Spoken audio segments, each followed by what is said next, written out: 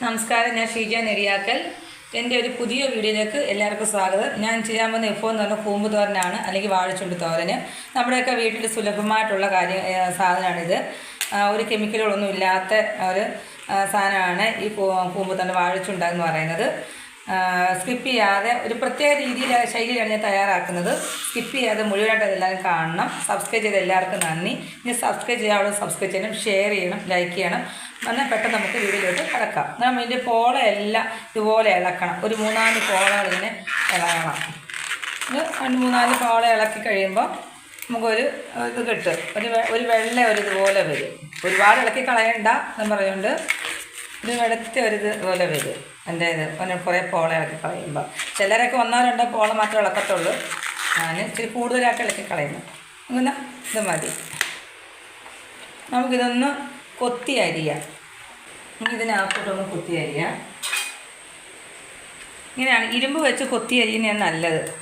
ചെറിയ കറയുണ്ട്. ഇത് ഏത്ത വാഴയുടെ കൂമ്പാണിത്. ചിലയിടത്തൊക്കെ കൂമ്പെന്ന് പറഞ്ഞാൽ ചിലയിടത്തൊക്കെ വാഴച്ചുണ്ടെന്നും പറയുന്നുണ്ട്. ഇവിടെയൊക്കെ കൂമ്പെന്നൊക്കെയാണ് പറയുന്നത്. വാഴക്കൂമ്പെന്നാണ് പറയുന്നത്. നമുക്കിനി അരിയാം. കൊത്തി അരിയണം. നമ്മൾ മറ്റുള്ള കറികളൊക്കെ ഇതൊക്കെ നല്ല സുലഭമായിട്ട് കിട്ടുന്നതല്ലേ. ഇതൊക്കെ വെച്ച് കഴിക്കണം. ഇത് ഒരു കെമിക്കലൊന്നും ഇല്ലാത്തൊരു സാധനമായതുകൊണ്ട് ഇതൊക്കെ വെച്ച് കഴിക്കണം.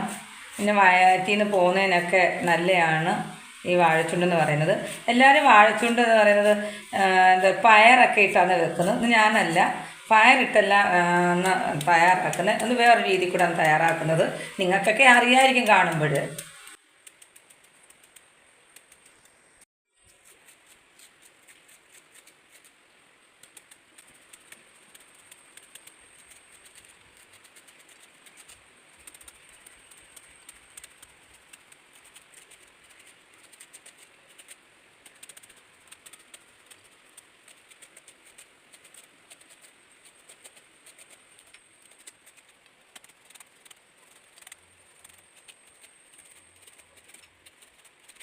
ഈ നമ്മൾ അരിഞ്ഞ് വെച്ചിട്ടുണ്ട്.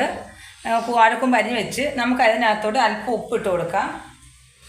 എന്നിട്ട് നമുക്കൊരു കുറച്ച് വെളിച്ചെണ്ണ ഒഴിച്ച് കൊടുക്കാം. നമുക്ക് ഇത്രയും വെളിച്ചെണ്ണ എടുക്കാം. എന്തിനാന്ന് പറഞ്ഞാൽ ഇതിൻ്റെ കറ കളയാനാണ്. എന്നിട്ട് നമുക്ക് ഞെവിടി വെക്കണം അതങ്ങോട്ടിട്ട്. അപ്പോൾ ഇതിൻ്റെ കറയുണ്ടെങ്കിൽ ചിലരാണെങ്കിൽ കഴുകുന്നതാണ്, കഴുകത്തില്ല. ഉപ്പും വെളിച്ചെണ്ണയും കൂടെ പുരട്ടി ഇങ്ങനെ വെച്ചിരുന്നാൽ മതി. അതിൻ്റെ കറ അങ്ങ് പോയിക്കോളും. ഏത്തവാഴ കൂമ്പിന് വലിയ കറയൊന്നുമില്ല. ഏറ്റവും നല്ലതാണ് ഏത്തവാഴക്കൂമ്പ്.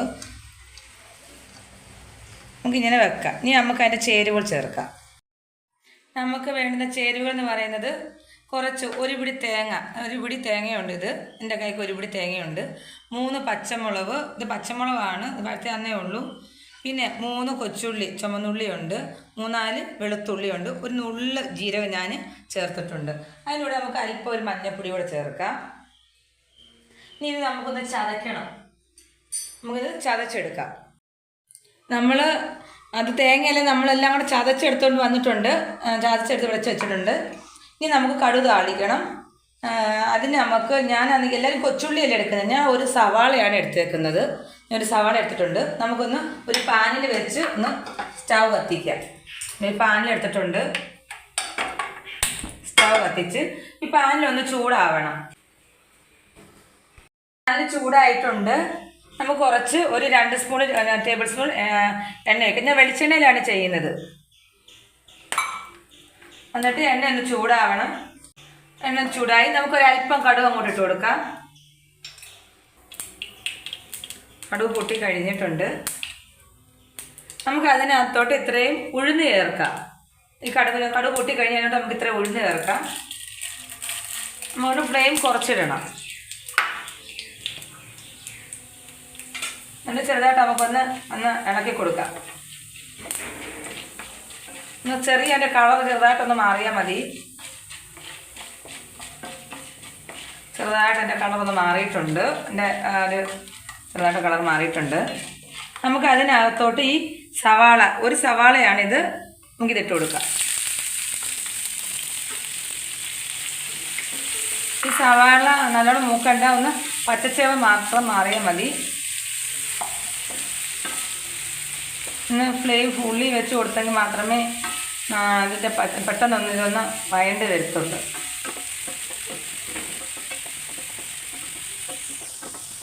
നമുക്ക് അതിനകത്തോട്ട് 2 വറ്റൽമുളക് ചേർക്കാം.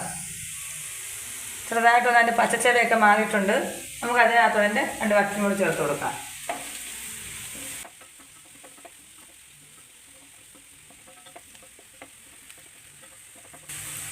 നമുക്ക് അല്പം കരിയാപ്പില ചേർത്ത് കൊടുക്കാം.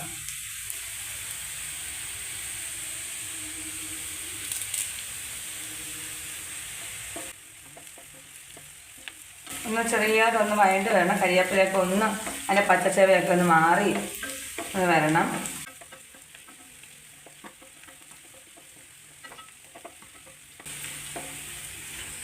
നമുക്കെല്ലാം റെഡി ആയിട്ടുണ്ട്. നമുക്കതിനകത്തോട്ട് നമ്മൾ ഈ അരിഞ്ഞു വെച്ചേക്കുന്ന ഈ വാഴച്ചുണ്ടില്ലേ, ഈ വാഴക്കും ഇതിനകത്തോട്ടൊന്നിട്ട് ഒന്ന് ഇളക്കാം. അപ്പോൾ ഈ എണ്ണയ്ക്കകത്ത് കിടന്ന് ഒന്ന് വഴണ്ട് വരുമ്പോൾ ഒരു പ്രത്യേക ടേസ്റ്റാണുള്ളത്.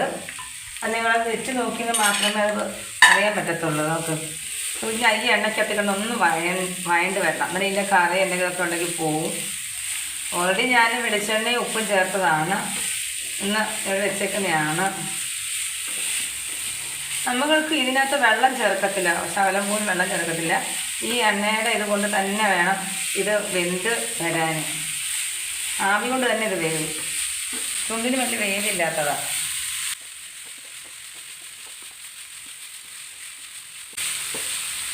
നമുക്ക് ഇതൊന്ന് ഇതൊക്കെ പച്ചച്ചവയൊക്കെ ഒന്ന് മാറിയിട്ടുണ്ട്. നമുക്കതിനകത്തോട്ട് ഈ ചതച്ച് വെച്ച ഈ അരപ്പ് നമുക്ക് ഞാനോട് ചേർക്കാം.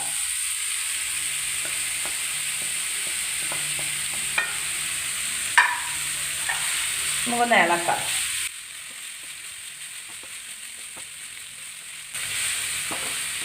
അതിൻ്റെ ഉപ്പ് നോക്കണം. ഞാൻ ഓൾറെഡി ഉപ്പ് അന്നേരം ഞാനില്ലേ നമ്മൾ ആ ചുണ്ട് അരിഞ്ഞ് വെച്ചപ്പോൾ ഞാൻ അല്പം ഉപ്പിട്ടിട്ടുണ്ടായിരുന്നു. എന്നാലും നമുക്ക് അതിൻ്റെ ഉപ്പ് എങ്ങനെ ഉണ്ടെന്ന് നമ്മൾ നോക്കിയിട്ട് വേണം ഇനി ഉപ്പ് ചേർക്കാൻ. പക്ഷെ അവർ നോക്കാം ഉപ്പ് എങ്ങനെ ഉണ്ടെന്ന്.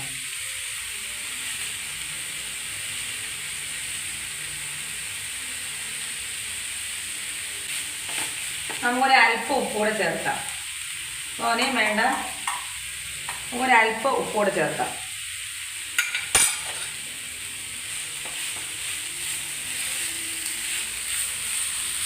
ഇനി നമുക്കൊന്ന് ഫ്ലെയിം സിമ്മിട്ടിട്ട് കുറച്ച് നമുക്കൊന്ന് അടച്ച് വെക്കാം. ഒരു 5 മിനിറ്റ് എടുക്കുമായിരിക്കും ഇതൊന്ന് ആവി വരാൻ. ഒന്ന് അടച്ച് വെച്ചേക്കാം. നമുക്ക് 5 മിനിറ്റ് ആയിട്ടുണ്ട്. നോക്കാം നമ്മുടെ തോരൻ എന്തോ ആയെന്ന്. നമ്മുടെ തോരൻ നമുക്ക് ആവിയൊക്കെ വന്ന് നമുക്ക് തുറന്നിട്ടൊന്ന് ഇതാക്കാൻ ഉണ്ടോ. തോരൻ നല്ല ഈ കൂമ്പ് വേകുമ്പോൾ ഒരു മണമുണ്ട് കേട്ടോ. ഇതിൻ്റെ എല്ലാം കൂടെ പ്രത്യേക ഒരു മണമാണ്. അങ്ങനെ നമ്മുടെ വാഴക്കൂമ്പ് അല്ലെങ്കിൽ വാഴച്ചുണ്ട് റെഡി ആയിട്ടുണ്ട്. നമുക്ക് ചോറിൻ്റെ കൂടെയും ചപ്പാത്തിയുടെ കൂടെയൊക്കെ ഇത് കഴിക്കാൻ നല്ലതാണ്. എല്ലാവർക്കും, ഏത് അസുഖക്കാർക്കും ആർക്ക് വേണമെങ്കിൽ ഈ തോരൻ കഴിക്കാം. ഈ വാഴച്ചുണ്ട് തോരന് പ്രത്യേക ഒരു ഹെൽത്തി സാധനമാണിത്. ചുമ്മാ വേണമെങ്കിൽ ഇതുണ്ടെങ്കിൽ വേറെ കറികളൊന്നും വേണ്ട. ഇതുണ്ടെങ്കിൽ നമുക്ക് ഇതിൻ്റെ ഉപ്പൊക്കെ നോക്കാം എങ്ങനെ ഉണ്ടെന്ന്. നല്ല സൂപ്പറാണ്. നിങ്ങളിതുപോലെ വെച്ച് നോക്കിയിട്ട് എനിക്ക് കമൻസൊക്കെ അയക്കണം. സബ്സ്ക്രൈബ് ചെയ്ത് എല്ലാവർക്കും നന്ദി. ഇനി സബ്സ്ക്രൈബ് ചെയ്യണം, ഷെയർ ചെയ്യണം, ലൈക്ക് ചെയ്യണം. മറ്റൊരു വീഡിയോ ആയിട്ട് അടുത്ത ദിവസം വരാം. നന്ദി, നമസ്കാരം.